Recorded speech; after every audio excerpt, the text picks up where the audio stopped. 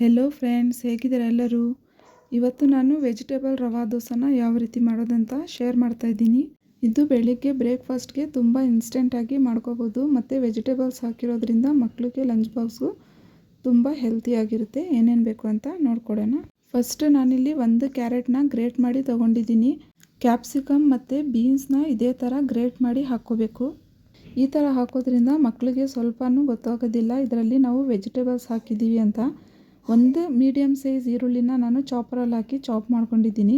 ಸ್ವಲ್ಪ ಕೊತ್ತಂಬರಿ ಸೊಪ್ಪು ಸಣ್ಣದಾಗಿ ಕಟ್ ಮಾಡಿ ತಗೋಬೇಕು. ಇಲ್ಲಿ 1 ಕಪ್ ಚಿರೋಟಿ ರವೆನ ತೊಗೊಂಡಿದ್ದೀನಿ. ನೀವು ಬೇಕಂದರೆ ಮೀಡಿಯಮ್ ಸೈಜ್ ರವೆ ಆದರೂ ತೊಗೋಬೋದು. 1 ಕಪ್ ರವೆಗೆ ನಾನು 1/4 ಕಪ್ ಆಗುವಷ್ಟು ಮೊಸರು ತೊಗೊಂಡಿದ್ದೀನಿ.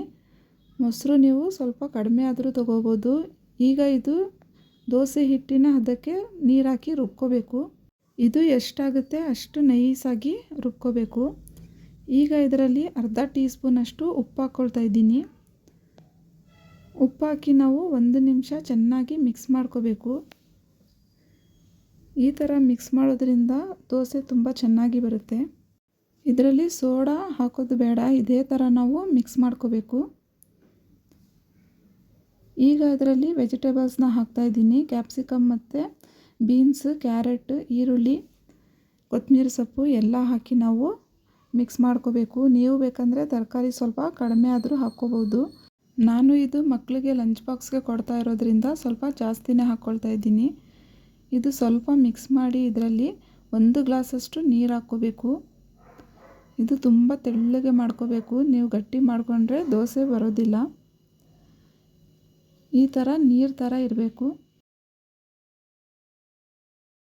ಇಲ್ಲಿ ಒಂದು ತವಾನ ಬಿಸಿಯಾಗಕ್ಕೆ ಇಟ್ಟಿದ್ದೀನಿ. ಒಂದು ಸೌಟಿಂದ ಈ ಥರ ಎಲ್ಲ ಕಡೆ ನಾವು ರೌಂಡಾಗಿ ಹಾಕ್ಕೋಬೇಕು. ಈಗ 2 ಟೇಬಲ್ ಸ್ಪೂನಷ್ಟು ಎಣ್ಣೆ ಹಾಕ್ಕೊಳ್ತಾ ಇದ್ದೀನಿ. ಎಣ್ಣೆ ನೀವು ನೋಡಿ ಕಡಿಮೆ ಆದರೂ ಹಾಕ್ಕೋಬೋದು. ಮೀಡಿಯಮ್ ಫ್ಲೇಮಲ್ಲಿ ನಾನು 5 ನಿಮಿಷ ಇದೇ ಥರ ಕ್ರಿಸ್ಪಿ ಆಗೋ ತನಕ ಬೇಯಿಸ್ಕೊಂಡಿದ್ದೀನಿ. ಇನ್ನೂ ನಿಮಗೆ ಕ್ರಿಸ್ಪಿ ಆಗಬೇಕಂದ್ರೆ ಇನ್ನೂ 1-2 ನಿಮಿಷ ನೀವು ಮೀಡಿಯಮ್ ಫ್ಲೇಮಲ್ಲೇ ಬೇಯಿಸ್ಕೋಬೇಕು. ಎಷ್ಟು ನೀವು ಮೀಡಿಯಮ್ ಫ್ಲೇಮಲ್ಲಿ ಬೇಯಿಸ್ಕೋತಿರೋ ಅಷ್ಟೇ ಕ್ರಿಸ್ಪಿಯಾಗಿ ಬರುತ್ತೆ ಮತ್ತು ತುಂಬ ಟೇಸ್ಟಿಯಾಗಿರುತ್ತೆ. ಇನ್ನೊಂದು ನಾನು ಇದೇ ಥರ ಬೇಯಿಸ್ಕೊಳ್ತಾ ಇದ್ದೀನಿ. ನೀವು ಈ ಥರ ಮೆತ್ತಗಾದರೂ ಮಾಡ್ಕೋಬೋದು, ಅದು ತುಂಬ ಚೆನ್ನಾಗಿರುತ್ತೆ. ನಿಮಗೆ ಯಾವ ಥರ ಇಷ್ಟನೋ ಆ ಥರ ನೀವು ಮಾಡ್ಕೋಬೋದು. ಈಗ 2 ದೋಸೆನೂ ರೆಡಿಯಾಗಿದೆ. ಈ ಥರ ವೆಜಿಟೇಬಲ್ಸ್ ಹಾಕಿ ಮಾಡೋದ್ರಿಂದ ಮಕ್ಳಿಗೂ ಸ್ವಲ್ಪನೂ ಗೊತ್ತಾಗೋದಿಲ್ಲ ನಾವು ಯಾವ ವೆಜಿಟೇಬಲ್ ಇದರಲ್ಲಿ ಹಾಕಿದ್ದೀವಿ ಅಂತ. ರೆಸಿಪಿ ಇಷ್ಟ ಆದರೆ ಚಾನಲ್ನ ಸಬ್ಸ್ಕ್ರೈಬ್ ಮಾಡಿ, ಲೈಕ್ ಮಾಡಿ ಮತ್ತು ಫ್ಯಾಮಿಲಿ ಫ್ರೆಂಡ್ ಜೊತೆ ಶೇರ್ ಮಾಡಿ. ಬೆಲ್ ಐಕನ್ ಪ್ರೆಸ್ ಮಾಡಿ ಆಲ್ ಅಂತ ಸೆಲೆಕ್ಟ್ ಮಾಡ್ಕೊಳ್ಳಿ. ನಾನು ಹಾಕೋ ವೀಡಿಯೋಸ್ನ ನೋಟಿಫಿಕೇಷನ್ ನಿಮ್ಮ ಹತ್ರ ಫಸ್ಟ್ ಬರುತ್ತೆ. ಈ ಥರ ವೆಜಿಟೇಬಲ್ಸ್ ರವಾ ದೋಸೆನ ಮಕ್ಕಳಿಗೆ ಕೊಟ್ಟರೆ ತುಂಬಾ ಹೆಲ್ತಿಯಾಗಿರುತ್ತೆ. ಯಾವ ಮಕ್ಕಳು ವೆಜಿಟೇಬಲ್ಸ್ ತಿನ್ನಲ್ಲ ಆ ಮಕ್ಳಿಗೂ ತುಂಬಾ ಇಷ್ಟ ಆಗುತ್ತೆ. ಒಂದು ಸಲ ಖಂಡಿತ ಟ್ರೈ ಮಾಡಿ. Thanks for watching.